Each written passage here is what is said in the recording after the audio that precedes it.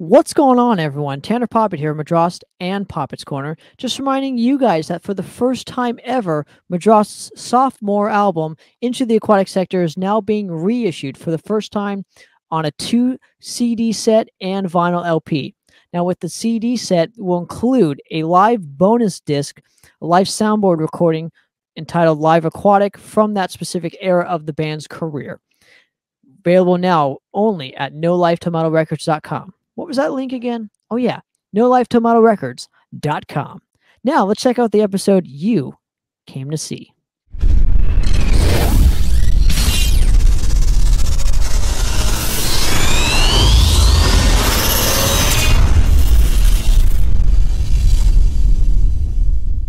What's going on, everyone? Welcome to another episode of Poppet's Corner. This is going to be a really strange and unique episode, as always. But for me personally, I have no idea where this is going to actually lead to. And Steve had this idea, and I want to obviously Mr. Albert Gonzalez and Steve Gaines of Anger's Art and a bunch of other killer projects. Gentlemen, thanks so much again for joining me on this. I really appreciate it, and I'm looking forward to seeing what you guys have. So, thank you for the invite. Sure. So, Steve, why don't you take it away and just indulge the listenership here? What's going on today? Sure. Okay. Well, like we were saying as we were in the pre-roll here, one of the things that never really seems to get talked about amongst players, amongst guitar players, amongst songwriters, amongst whatever, is what actually inspires you to play. But I'll sit and watch guitar player interviews all day long. It just, I want to hear one little nugget of what they're trying, what inspires them, what makes them do their thing. So as opposed to, hey, when is your band going to release an album? When is your next gig? What's your next merchandise going to look like? It's like, what about me? What about what makes you tick? What about what makes you wake up in the morning and want to pick up your guitar and play? Something like that. And the first person that came to mind was you, Tanner, because you're, in addition to doing your show, you're also the main man for Madrost. You're a singer and a guitar player. And I thought that it might go somewhere. So uncharted waters, here we go. Sure, man. Well, so let me ask you right off the bat, because I'm hoping this will be part of your I don't know, what you were thinking on this episode is, like, let's just take a song, let's just take one of you guys' tracks or whatever, and I would just love to hear the reasons for your note choices, because I've always been there we go. Yes, now we're talking. I've always been interested in just like how people choose the notes for the solos, especially because obviously the solo is almost like a vocal pattern, except it's not the vocals. It's another section on a lead section. So for you, when you're constructing solos, and let's go around the table here, and we'll start with Albert on this, is, when you're constructing solos and whatnot, what are the note choices that you're kind of trying or using, and the phrasing, especially because I don't think a lot of people understand what phrasing is when it comes to guitar solos and whatnot. So Albert, why don't you start us off here? Well, for me personally, when it comes to solos, well, this last album, to be honest, it was I went in there unprepared. I was all like, let's just see what happens. And to be honest, I really enjoyed that. I enjoyed the freedom. I enjoyed I love the participation of the other members. They were all like, hey, keep that. That's a good one. Or, hey, why don't you try doing this? And it was I'm going to be honest. That's the way I'm going to fly from now on. I'm just going to go in there and just, like, whatever happens, happens. It's a spur of the moment. It's that moment in time, and whatever happens, it's going to be on there, and I'll keep it. And yeah. And as far as like picking note choices and stuff, it varies because, again, it's what's the riff underneath? What's the drums? What's the groove? We can say, well, we want to use this certain scale, but is it going to work? Would you want to play that over this groove, over this chord progression? So to be honest, it's all about whatever I'm playing over. That's going to dictate how I'm going to play, what I'm going to play. And then again, how am I feeling that day?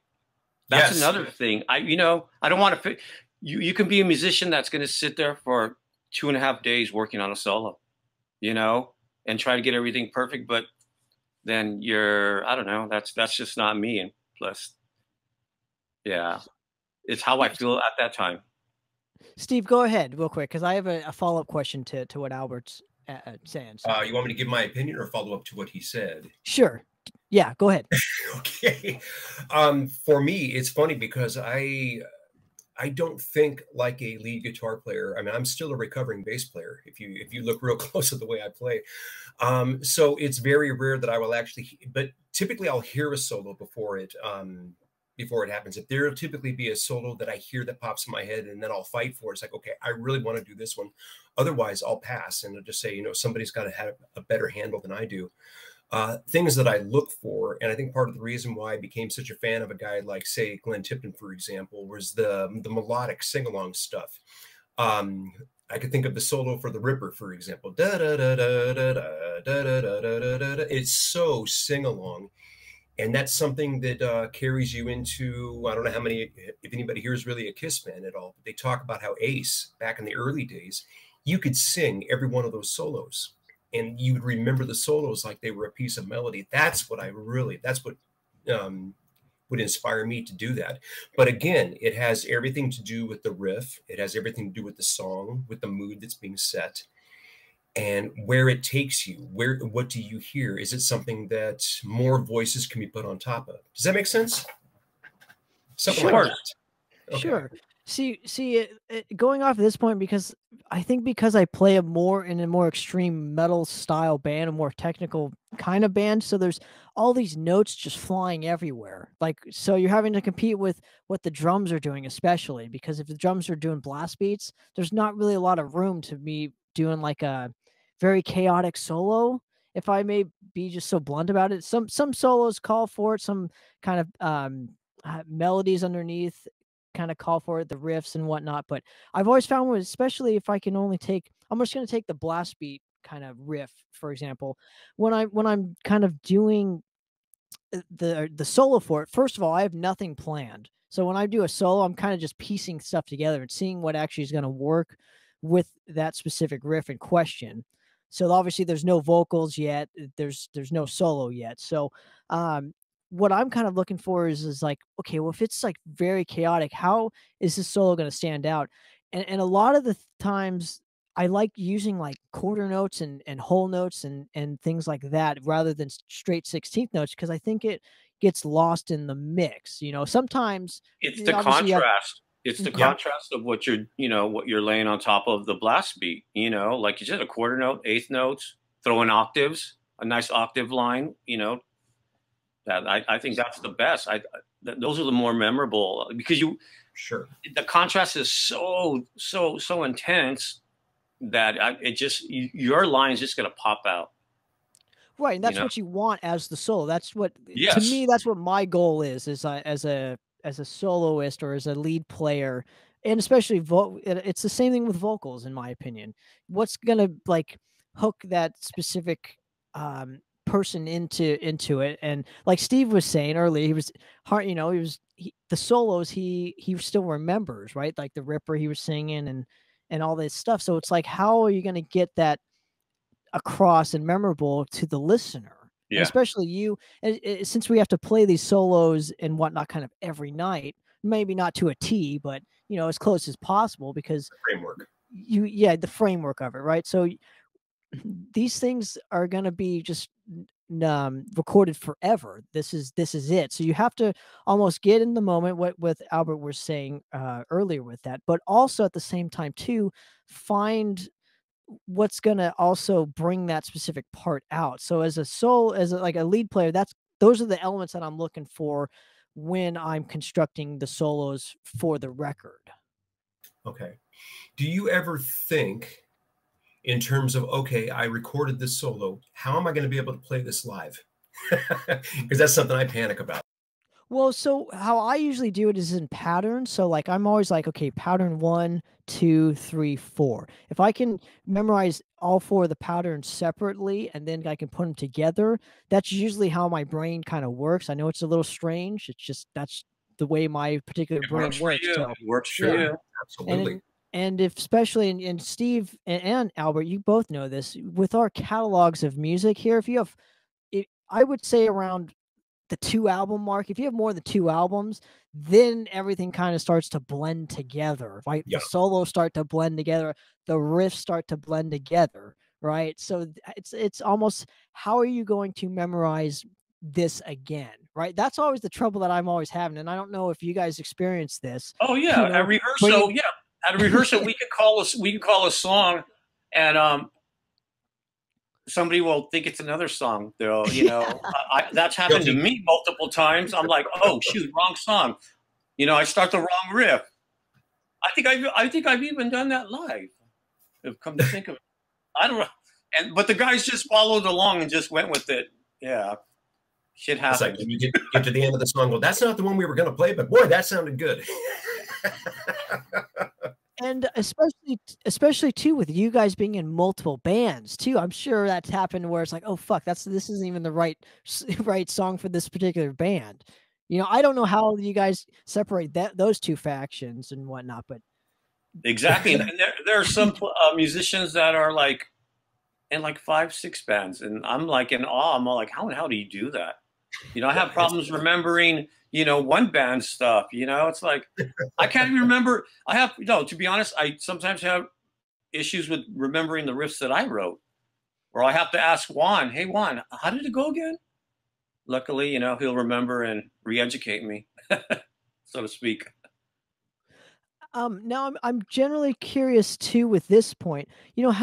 How much do the drums play into how you guys construct your lead sections and whatnot? Do they play a part in the phrasings or the scales that you're using, or what do you try and lock onto that the drummer's kind of doing? Because I'm always of like the either the ride cymbal or the snare or the hi-hat. It's one of those three for me. So for you guys, what are you kind of locking onto when constructing your solos and hearing it, and particularly on the drums? You want to go ahead? first? I've got to sit and think about it. Well, for me, to be honest, it's all about the groove of the drums. That'll make. I feel that'll make or break a solo for me. If I can't latch on because of my just ineptness, I just can't do it. Then it's on me, because a good drum pattern and a good riff are going to lay the foundation, yeah, for whatever you opt to do, whether you're going to try to shred or you're going to try to add some nice melodic lines. So yeah, and I'm very lucky to have Rob, because we've played for so many years together that we I can't fathom trying to do with anybody else. I probably could, but it would be, I would have to like get used to it for a while. But with Rob, it's easy. The only if a solo sucks, it's totally on me. It's not because of the drums or the riffs, because I wrote the riffs. They're my riffs, bitches. Kind of along the same things. I mean, I agree with everything Albert says about Rob, having played in, I think, 22 or 23 bands now with Rob. I'm kidding. It was only about 17. But no, he's got such a way of laying out parts. It's unlike any other drummer I've ever played with, where he can lay out a part like he's thinking about what the guitar player is going to do, if that makes sense. And it's amazing. Now, for example, if he's doing a blast beat or if he's doing a faster beat, I would like to play something a little bit more slow with more notes that are holding out and sustaining. But if he's playing something slow, then you can actually speed up and play, so you're countering. Otherwise, it's just way too much chaotic if everything's going fast at that point in time. Does it make sense? No, it does. I mean, because think of it this way: if the groove is at a moderate tempo, you have the option to latch on, stay, or put the speed on and take it a little higher up, a little more crazier, and then bring it back down. But if you're starting at 1, 2, 3, oh fuck! Yeah. The best thing to do is just what Tanner says: just chill, do some nice melodic stuff. Yeah. What do you think, Tanner? I kind of want to ask another question, if that's cool, because I'm just generally curious with these things. With me and Steve are guitar player singers, right? So we probably have a different mindset of we're gonna have to sing this, then go into a guitar solo, right? But for you, Albert, obviously you're not the singer for a band and whatnot. So I'm just really curious. It's like, are you going to lay your trademark into this and be known that this is an Albert Gonzalez solo? Does that make sense? It's like to where Oh, it's your voice right here. So I'm just generally curious. What are some of the trademarks for your guitar solos and AKA your voice when it comes to that's a this? good question. Analyzing, I would have to. Geez, I don't know. That's a good question. What would make an Albert Gonzalez? Yeah, that's a damn. You got me. You stumped me.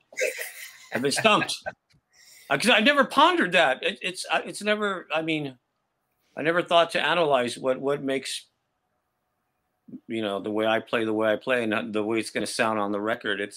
I don't know. That's a good one. I guess that would be something you would have to ask my fellow musicians that I've jammed with, that I've try to get their take on it. What is it that?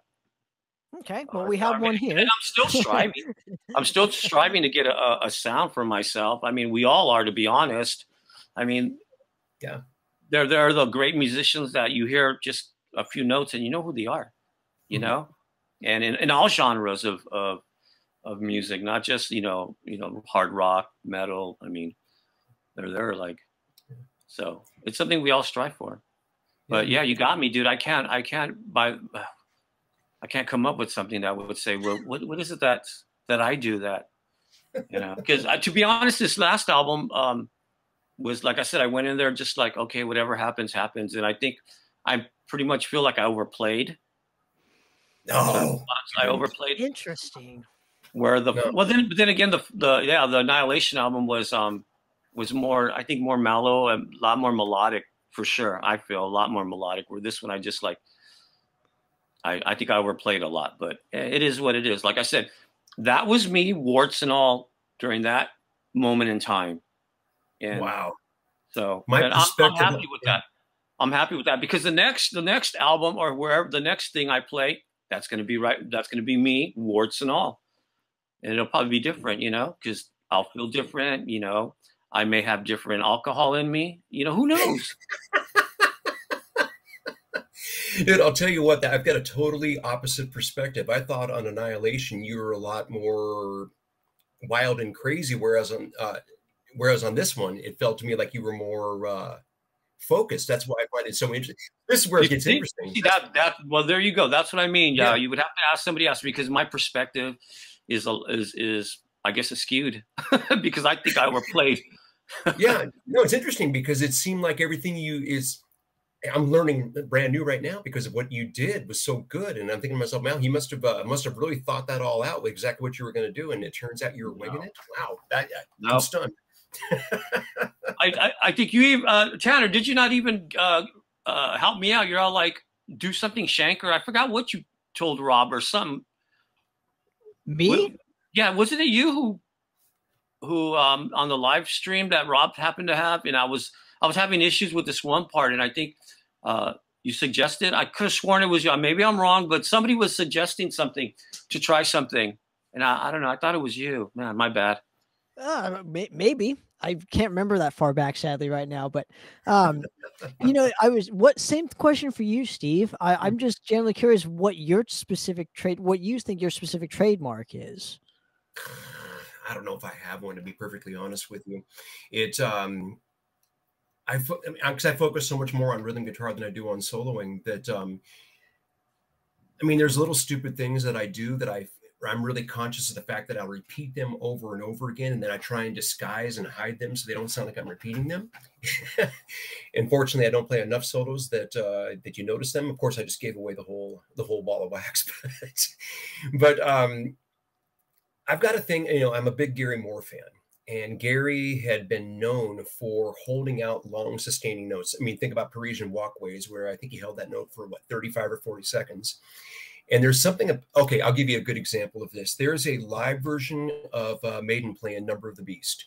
And I think it's the Beast on the one where Flight 666, where they're on the plane. I don't remember what city they're in, but he's playing the solo. He gets up to a Gary Moore type note and just lets it hang for almost half the solo. And it's so perfect and beautiful. It's like, that to me is a signature piece.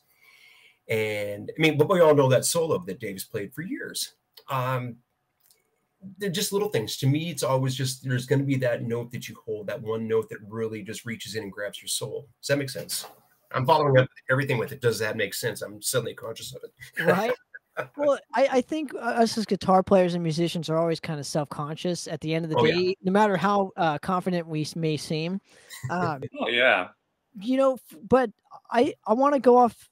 I'm just gonna say it. So there's a part in, I think it's A Violent End to Life, which is a song off of the Charting the Rotting Earth record, and the solo riff. I didn't blatantly steal it from Anger's Art, but it was inspired Oh by it because Anger's Art is, to me, has always been this band where some of the riffs are always like they're like thrills, like you do like thrills in your yeah. He's on the phone. yeah, With his yeah. lawyer. I got my lawyer on the line to let him Yeah, know. there you go.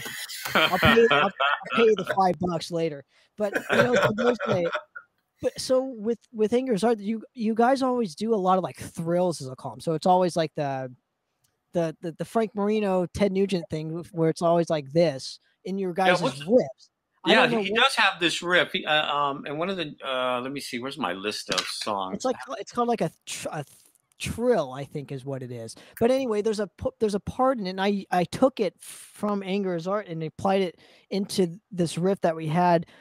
And it just fits so well with the fucking thing. It was just like the perfect tail to the riff, and I So just love that. we're all influencing each other. In other words, then Yeah, that's that outstanding. so. But I've always meant to tell you that, Steve. Sorry about that. Oh, But cool. there Thanks. you go. So there, but you know, with that, I'm always thinking of things like that to apply to certain things that are just going to make sense with the certain Mhm. moment in time, as going back to what Albert was saying. And I Yeah. think I do that same thing with my solos and whatnot. You know, if I'm doing like a melodic part where it's like I intentionally want the crowd to sing along with it, like we have parts like that, and I do that Yeah. intentionally to obviously bring the crowd in, because when you're doing something so chaotic all the time, it's nice to have that contrast Yeah. and melody attached to it. And Case in point, balls to the wall, the octaves, da da da. I mean, gee, man, Oh, yeah. tell me that that's a Oh, killer. yeah. That's a killer little hook, man. It gets Mhm. everybody doing that, and incredible. So yeah, your point is extremely valid. Just Absolutely. but does Anger's Art do that a heck of a lot, or what are you guys just thinking when it comes to engaging the crowd in to your specific solos and whatnot, or maybe just a lead break or something like this?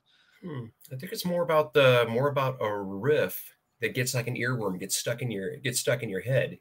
Because once you get that, or you get that vocal hook that just is stuck in somebody's head, I think it was Ted Nugent that said it years and years ago. Once you get that, you've got them, and it was one of the greatest quotes ever. But yeah, but like Albert was saying, the piece out of Balls to the Wall. If you can get anybody to sing along, that's one thing I love. I mean, you can sit here and laugh about some of these glammy shock rock kind of bands, and I don't even know if you could call them that, but look at Wasp, for example. Every one of those choruses in the early days were sing along, and they just got stuck in your head. You walked out of a Wasp show singing "I Want to Be Somebody," not because you wanted to be somebody, but because the hook was so good. yeah, I agree. You would come out of the Troubadour with the in your ears with doused in fake blood. I remember those.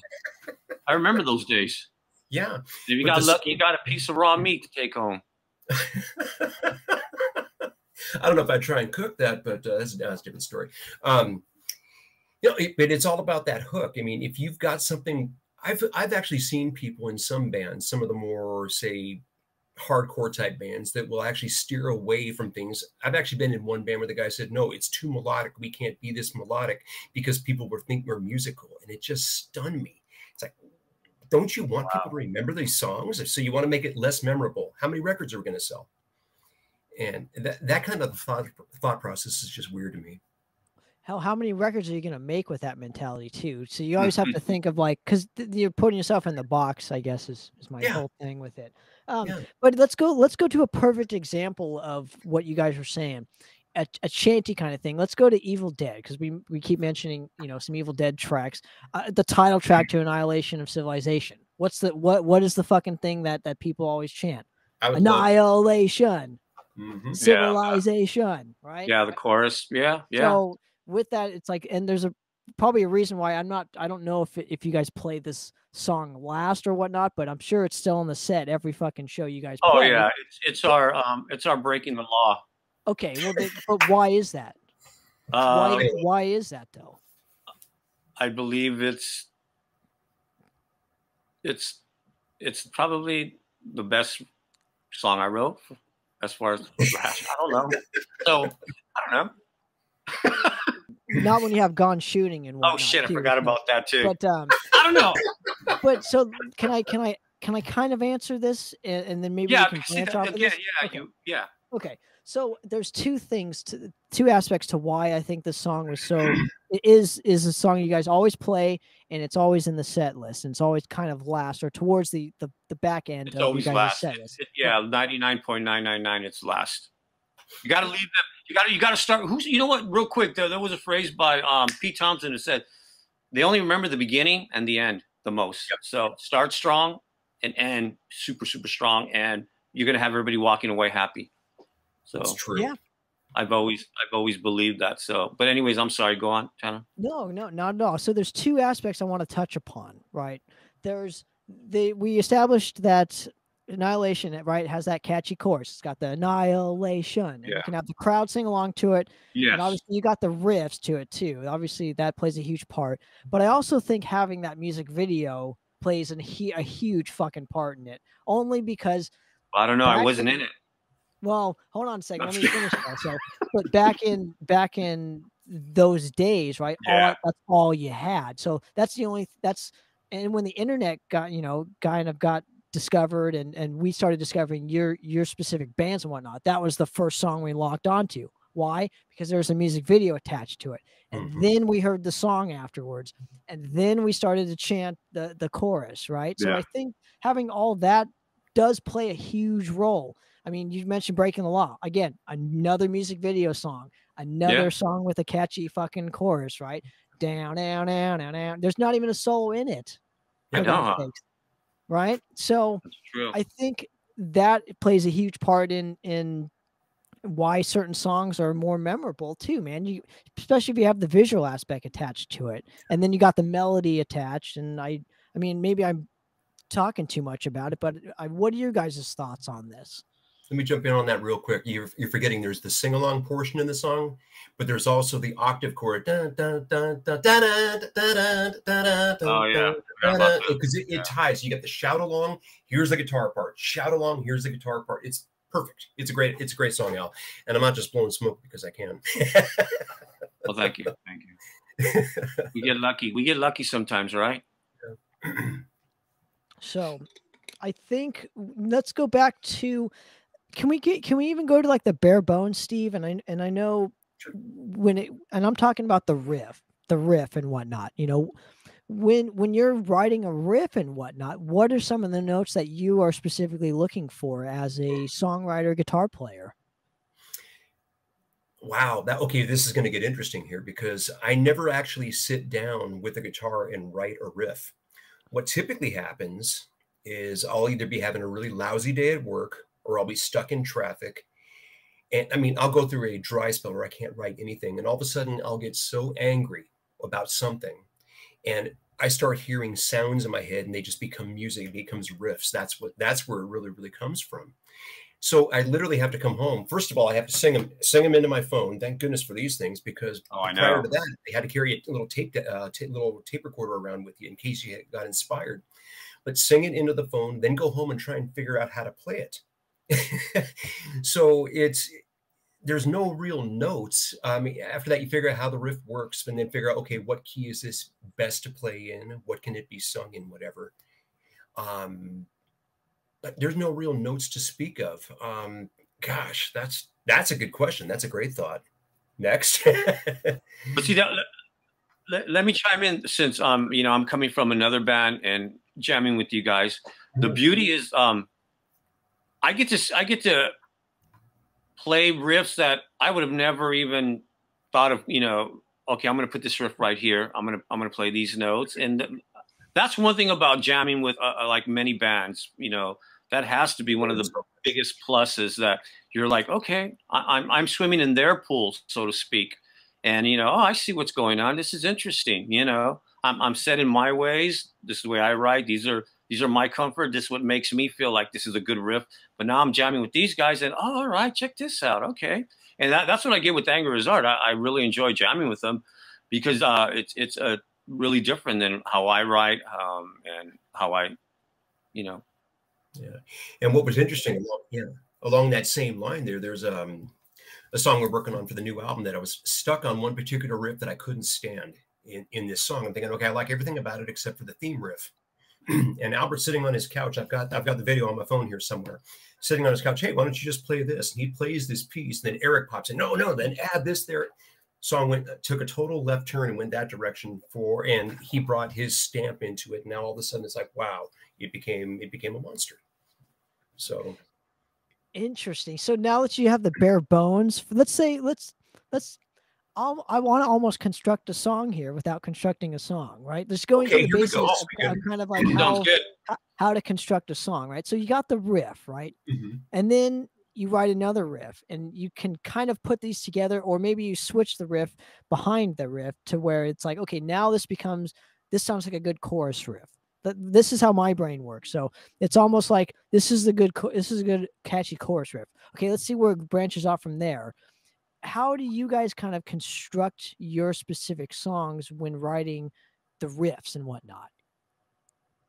Wow. Go ahead, Steve. Take it through Anger is Art, and then I'll take it through how I deal with writing. Perfect. Yeah, let's do that. It's interesting. It typically will start with that theme riff, like you're talking about. There's that riff that it's based on that the song is based on. When it gets into a verse, I played with some bands. For example, when I was working with Jim Durkin with Dreams Damnation and Pagan War Machine, he liked to play the same riff, the theme riff in through the verse, and then work it right into the chorus. And it's like, I'm thinking to myself, you're beating that riff to death. I would rather have something go different when the vocal comes in, just to be a little bit different and play off it. That way, when you revisit the theme riff, it stands out that much more to you. I like a pre-chorus into a chorus. Sometimes you just have a great chorus. If the chorus is better than the theme riff, but it's not as strong, you got a perfect song. If that makes sense. That's my 2 cents. Cool. Well, in my case, I'll be perfectly honest. I've never written a song with the idea, this is chorus, this is verse, this is bridge. I've never thought in those terms when I write. It's always, I come up with a riff. If something else follows, if I'm still doing this, headbanging when I'm playing, if I still feel it inside me, then I know I'm on the right path. If I lose it or it just doesn't feel right, I'm not going to force it. But I've never, ever written in the sense of intro, verse, bridge, chorus, stuff like that. Never. And I think that's probably why I enjoy jamming with Steve, because it's all the elements are there. The elements that I've never thought of, how to construct a song, which is the proper way, pretty much. You need to have all these little parts sometimes where for me, it's just like, I need to feel it. If I'm still doing this from start to finish, then I know I've got a good little tune there, hopefully. And then with Rob, he's like my writing partner. We're bouncing ideas off, and I think I've only written just a handful of songs where I've come to rehearsal with everything, and that I think those were the ones that I was in the band, the death metal band called Rise. I think I walked in the studio rehearsal with 2 songs, and I think one of them was Shadow of Ruins, and I can't even remember the other one. But yeah, I showed them all. These are all the parts, and they took it as is, and I got lucky. But usually I like to have a writing partner, and that's Rob. But like I said, I don't use the terms like Steve does, and yeah, that's what I enjoy. I'm wondering how much of being a singer guitar player plays in writing as opposed to being the guitar player, because as a singer guitar player, I'm always thinking of other aspects. How am I going to lay the vocals on this? What are the cadences going to be? Yes. So I'm always thinking in terms of that. That's just how I'm writing. So when me and Big Cat are writing, essentially the riffs and the parts and whatnot, it's like that's why I choose certain riffs as the verse or chorus, pre-chorus, because I'm like, okay, I could say a lot here. I don't have to say very much here. Then I can construct the song. Oh, there's a break here, you know. So especially when you're playing live, you need to have those breaks. I think the breaks are the most important parts Yeah. to when constructing music and whatnot. So Steve, And go ahead. those breaks, I'm sorry, real quick, you know, those breaks are so important live because you could be on the edge of just falling off the cliff. But once you get to that break and if everybody stops and starts at the same time after the breaks, oh man, they're musical geniuses. They were so tight they were so freaking tight. You know, that's a good crutch to have those breaks.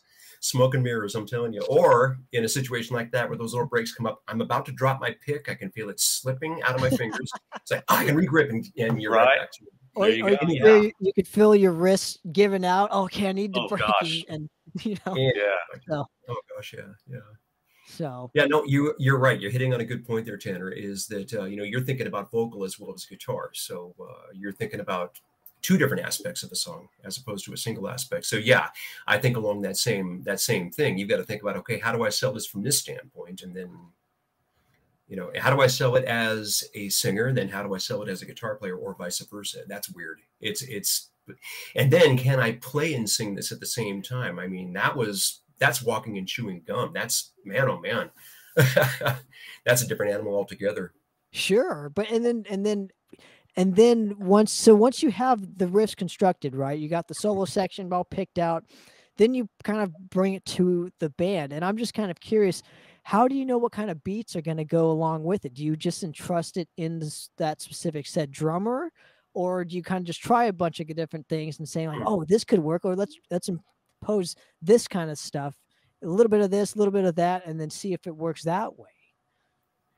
That's a good question, Steve. Let me ask you that. Yeah, let me expand on when you come up with a riff. Are you ready with the idea of a drum beat when you showcase it to Rob?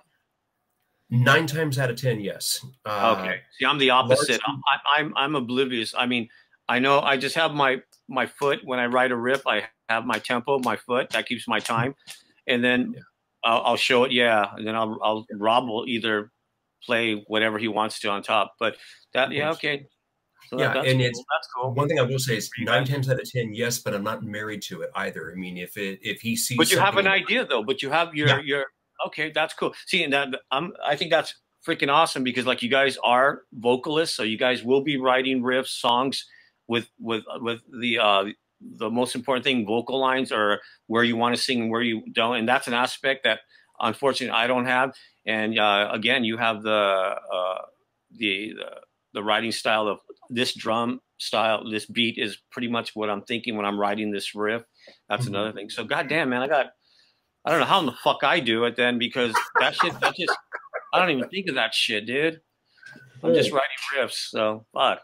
That's crazy. But it's interesting. So when you bring, let me ask you this, Albert. So have you played with just singers and guitar player singers, or bass player singers, or just singers when you're writing when you've been in these bands and whatnot? All three. I've had bass player singers. I have guitar singers and just singers. So let me ask you this: how different is it when you bring a song into that rehearsal space with the bass player singer, or just the singer, or now in Steve's case, the guitar player singer?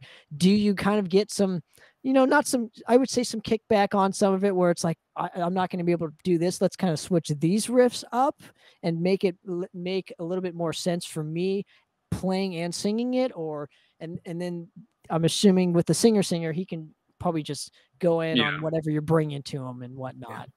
So far up to this point, when I do bring and showcase riffs, I try to bring my A game. So I'm not going to bring anything that I think isn't worthy. So if they like the riff, they're going to have to work around it. That's just the bottom line. I love it. Because like the phrase is riffs are king. Everything else is whatever. So if I bring just the best possible riffs that I have in me and the guys like it, they'll work around it. Vocals will be written somewhere in there, and then we'll figure out if it works or not. But I've never had anybody say, "Man, I can't sing over that." Well, then don't. Just let the riff breathe. You know? Yeah, I've never had that happen. That's actually very true. Just let the riff breathe. You can actually get up there. You can actually carry out one word, let it ring for a bit. You can do 3 words over 3 words 4 times around. So you're talking about 12 words in a verse, and let the riff take everything over. And it works. It can work. I'll say this from a vocalist perspective, and Tanner can probably agree with this. It's like a singer cannot be set in stone. It's like, no, it's this way or no way. And that's any instrument for that matter. You've got to realize, you got to admit when something's working and when something's not working. Yeah.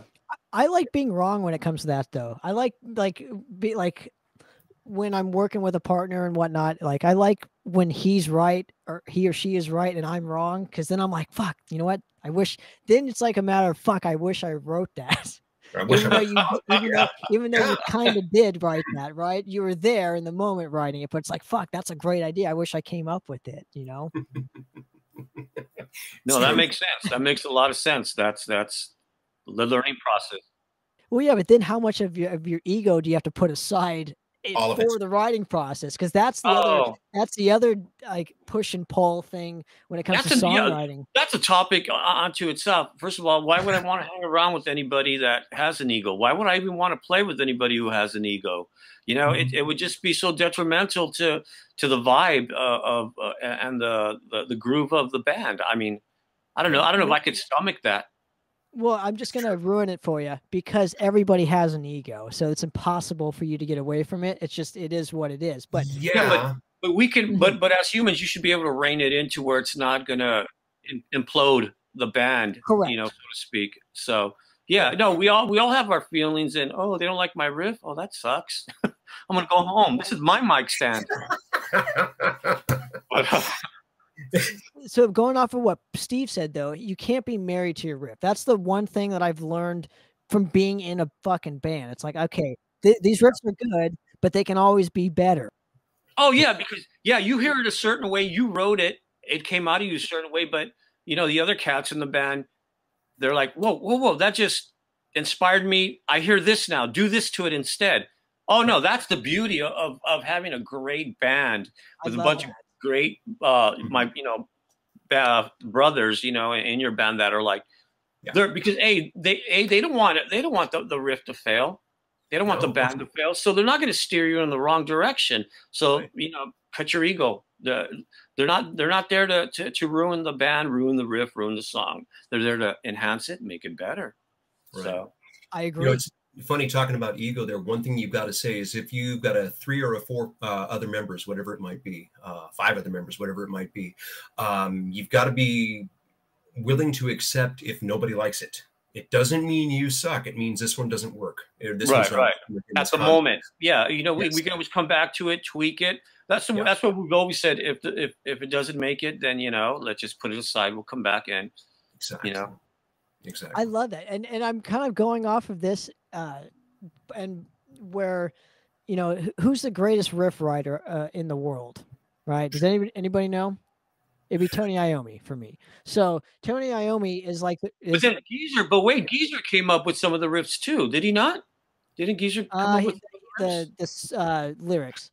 But so Tony Iommi, to me, he's a riff master. Like he literally has tapes of unreleased riffs. But the reason why he doesn't ever go back to them is because I think what he said is, well, if it wasn't good enough to be used or whatever, it's like I got a better riff already. So that's how I'm just saying. So sometimes you don't even get to go back to the riff. No, because you've improved. Your ear has matured. You've taken. Well, excuse me. We'll put it this way: you've taken your ears to other directions because you've been writing all these riffs all these years. If you go back to some of your to your younger little baby riffs, whatever you want to call them, you can mature them because your ear has gone in these other directions. I bet you there's tons of potential in these riff tapes that you're talking about, and I mean they're probably masterpieces because of. I'm not talking me. I'm just talking for Tony Iommi. That's no. Of course, no. That's what I'm saying because you're saying he doesn't care to go back and revisit, and that's a shame because, like I said, everything he's written up to this time, his ear has developed, taken different paths, so to speak, that if he heard these other riffs, he could incorporate that. I mean, I would be like all over that. Matter of fact, I do enjoy stumbling upon an old little cassette of riffs, and I'll listen to them, and I'm all like, oh shoot, okay, I see where I was back then. I can take those 3 notes, even though it's a 12-note riff, whatever. There are 3 good notes there that I'm going to bring with me to the future, so to speak. So wow. I don't know. What do you think, Tanner? Could you stomach some listening to your older riffs? Well, see, so yeah, it depends. It just depends on it, because like, so I'm going to give you a case in point scenario here. This year will mark the 10-year anniversary of my first ever record, Maleficent, and I've never experienced a 10-year anniversary on one of my records.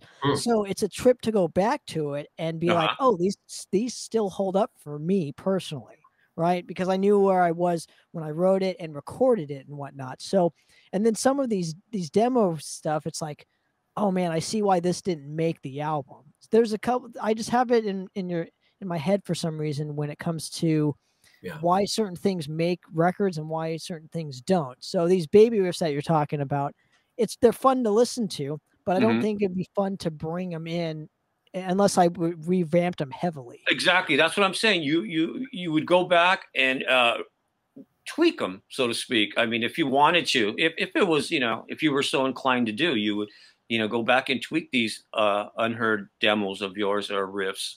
I mean, you never know. You never know. Yeah. You may find a diamond in the rough, right? Absolutely. Or it's interesting how you can go back to some of these old recordings, old riff tapes and whatever, and you can hear something and realize, wow, how did I let that one get away? This one sounds like it would be good now. And then you never want to admit to transition. Get away. Yeah. It could be a simple transition that you really dug. It could be the combination of whoever played during the drums and the feel. You're like, oh shoot, that groove is fucking badass. Yeah. I want to incorporate that in one of the new songs, You never know what you could find.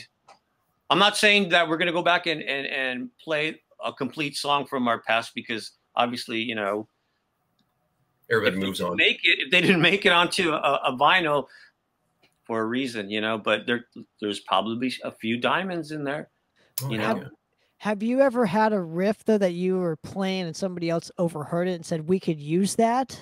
Because I've yet to do that, where like somebody from my specific band in question, I would be playing a riff or something and somebody would be like, we need to use that now, and here's how we're going to use it. Have you ever had something like that happen in the number of years that you guys have?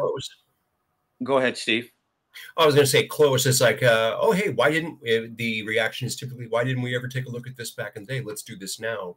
But nothing that was like a light shining from heaven moment, like, oh my gosh, where has this been for our entire? It was never like that. It was always, well, hey, we should have been doing this a while ago. Interesting. In my case, like I will never play a riff with volume unless I want them to hear it. Even if it's like everybody's warming up and stuff, if I'm just wanting to play a riff, usually in my case, if I play anything with volume, it's like, eventually, guys, I'm going to show you this today, or, I want your feedback. But I've never, well,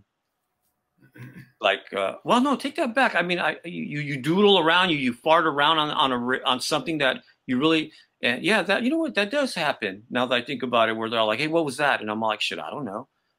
Let's try to remember what it was. Because you're just warming up, just doing something, and one of the band members digs it, and we're all like, okay.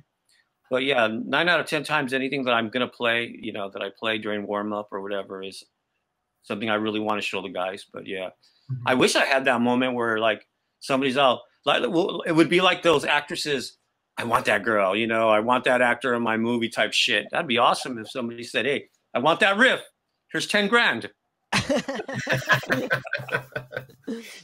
Wow. Albert, I got to ask you this, because I've noticed your style and Steve's style are almost completely different. I would say you're like the melodic guy. Even your riffs in Evil Dead, they're very melodic. They're very like almost thought out, and I've just always been curious where the melodicism comes from when writing riffs, and maybe you'd be a Riffs good, in general, huh? That's a yeah. good one. Um, yeah, I have to ponder that. Like, well, I mean, oh, geez. Do you The, think of a band at first that you're trying to emulate and then it no, I've branches never from done there? that. Okay. But I mean, we're all influenced because we've listened to music all our lives, and that creeps in for sure. As a matter of fact, I'll come up with a riff, and somebody will say, "Hey, that reminds me of so and so," and they'll play it. I'm all like, "Oh, son of a bitch!" But when it comes to writing riffs, yeah, we all have our style. We all have what we think sounds good or what makes us feel good when we play, and uh, I think that's the beauty of individuality. You know, Yeah. what makes me feel good when I write is totally different than anybody. You know, to a certain degree, it's different than other people, and just like Steve's writing style is totally different, and that's why I enjoy playing them. I enjoy playing the tunes. It's something like I said. I wouldn't have written that riff. I wouldn't have been in that position that on the fretboard playing. These riffs and stuff. It's really cool. Yeah. Do you think that this is why we have so many subgenres? Because we have so many, Hmm. like, we have so many, and I'm going to go back to what you had said, whereas it's like, there's only one individual that's going to feel that specific way. And so I think that's where all the subgenres kind of come from. It's like, I want to play thrash because that's what makes me tick, right? Yeah. Or death metal because that's what makes me tick, or black metal because that's what makes me tick.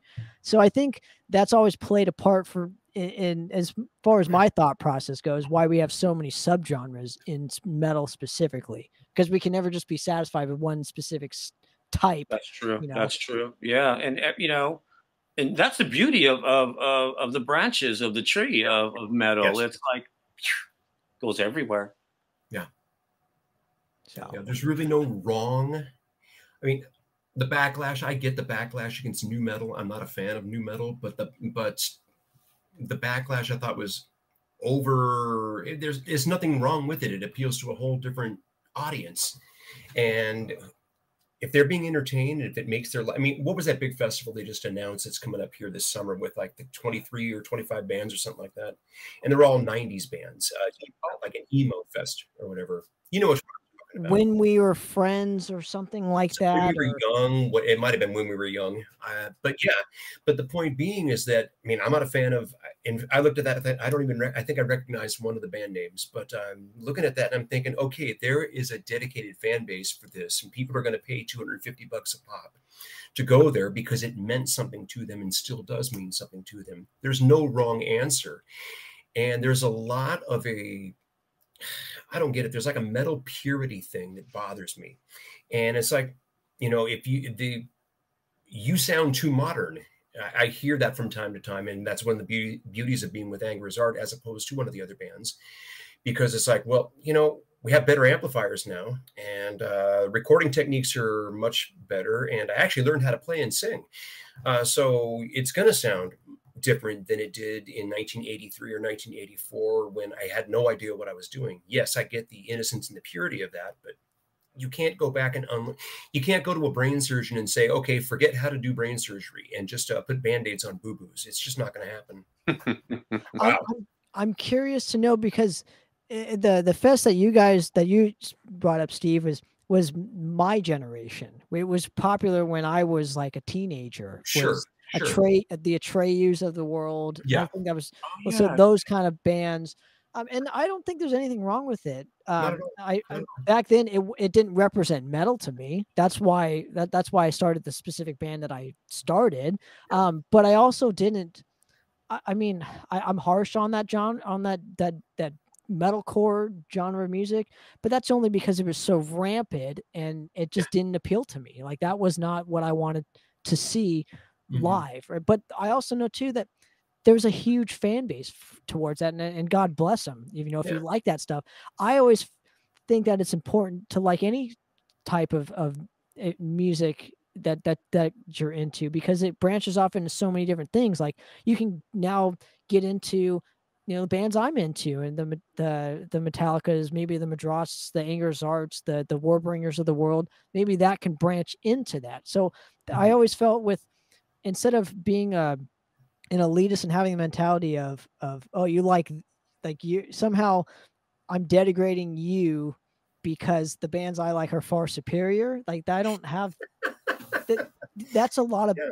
people's opinions of that, and I think we need to be more kind of inclusive. I've always said this, and I sound like a broken record saying it again, but it's so true. Where we need to be nurturing and bringing more people into into this style of music. So if you see a kid wearing a Marilyn Manson shirt or any of these metalcore shirts, maybe they'll like a band from that specific, maybe a thrash band or whatnot that sounds Sure. sort of like a Sure. Treyu or something, and get them into that specific style. Because guess what? It's like 9 times out of 10, it'll probably happen that way, right? Yeah, They're not sure. only gonna like it, we're not only gonna like metalcore or death metal or thrash metal, you know. For God's sakes, I'm into jazz, I'm into Yeah. prog, I'm into all these different kinds of music. So I think I can't be the only one like this. There's no possible way. Being a musician myself too, though. The average fan probably likes so many different types of music. But will they admit it in public? No. That's see, no, that's the sad part because technically we're all from the same orchard. It's just we're all Yes. different. We're all different trees sprouting different fruit, but we're all in the same orchard. Mhm. That's the way I look at it. Yeah. And hey, a fan walks by, he picks from this tree, thrash, takes a chunk, enjoys it, goes back to his grindcore, whatever, or new metal. But Yeah. it's all in the same orchard. Yeah. Yeah. And why can't we exist in the same orchard though? Why do we feel like we have to um kind of like segregate ourselves? Is it the ego? Is it the ego thing? Is it the I I'm maybe cooler than you. It's the I'm cooler than you vibe. Right. That's And we're that's tribal. I think that's it. I'm cooler because I listen to this style of music, Yeah. and you're listening to that, and everybody likes that more. But I'm still cooler than you because I'm so different. I don't know. Yeah. It goes back to tribalism. It's just, people will, this is what my tribe does. We do this, and everybody down the street does it differently. And it can't be that. Yes, everybody's going to be different, but you've all got to show up at the same table and eat together, don't you? How did I work food into this? I don't know. well, because Albert was mentioning fruit and whatnot, but Yeah. That's where it started. There you go. I'm just kind of curious. Do you think that's been a huge kind of negative to our style of music? Maybe that, like, metal should be nurturing and encompassing and grow together rather than have this almost like pompous attitude where I'm Mhm. better than you. I don't think people want to get into a style of music where they're being told that they're nothing and we're better than them. Right. Do you know what I mean? I wouldn't want to be in a style of music or get into a new style of music if that was the mentality.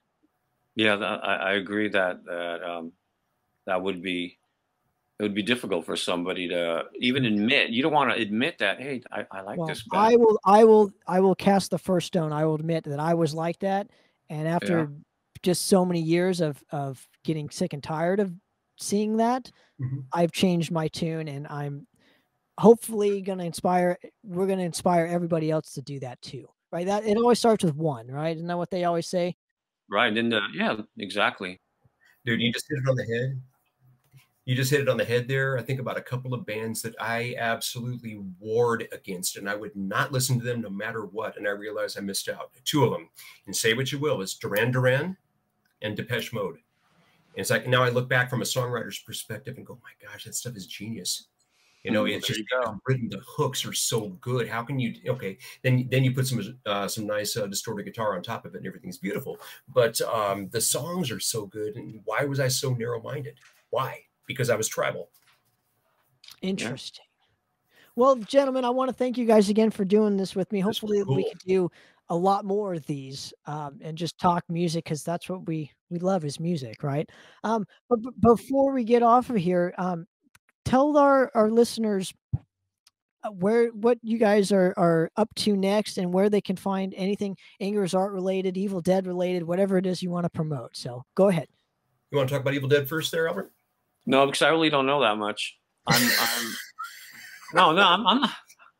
No, it's not a joke. I mean, we're kind of in the same boat. Just this. I'm last usually. Yeah, I don't remember, and I don't.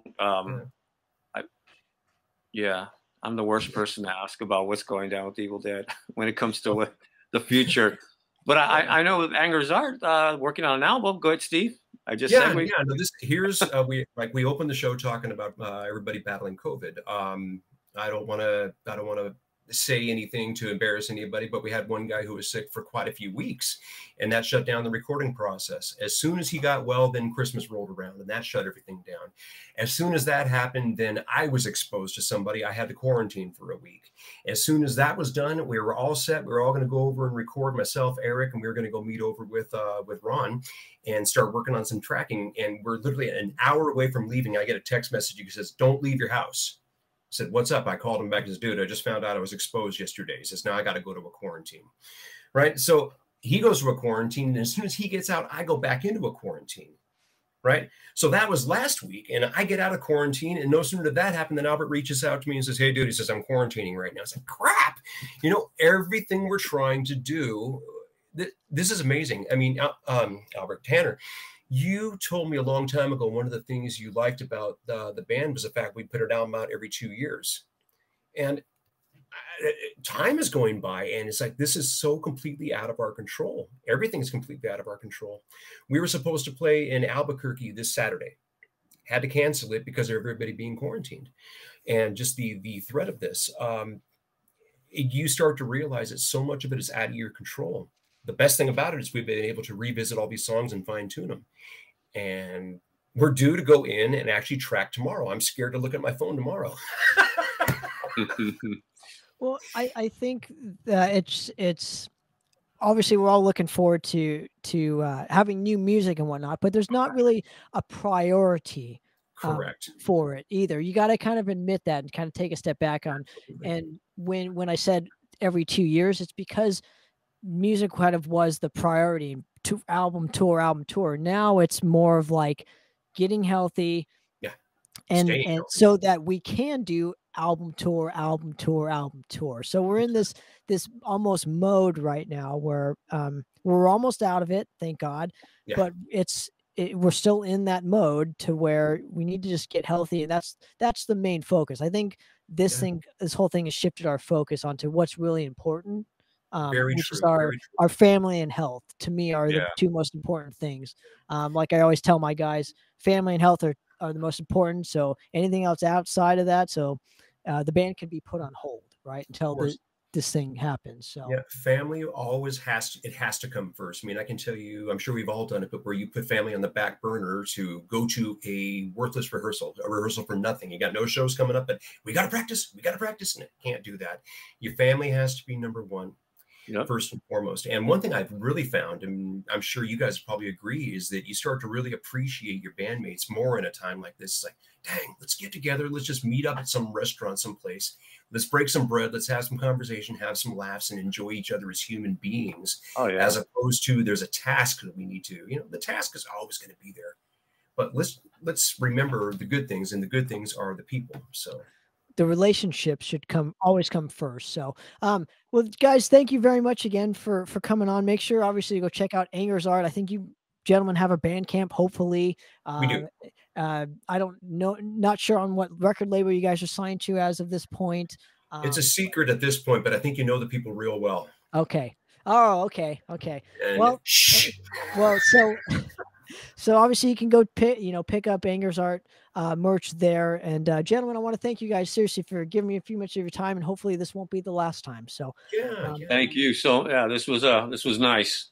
Yeah, it's different. Like I said, a different topic, but it's something that we can actually hit on. And I think people that watch can actually maybe learn something, go, hey, this is something I want to talk to Tanner about. And who knows? And I want to do more and more and more of these too. So like I said, let's get you back on here and do more of them. Awesome. But for another episode of Popper's Corner, guys, we're out of here.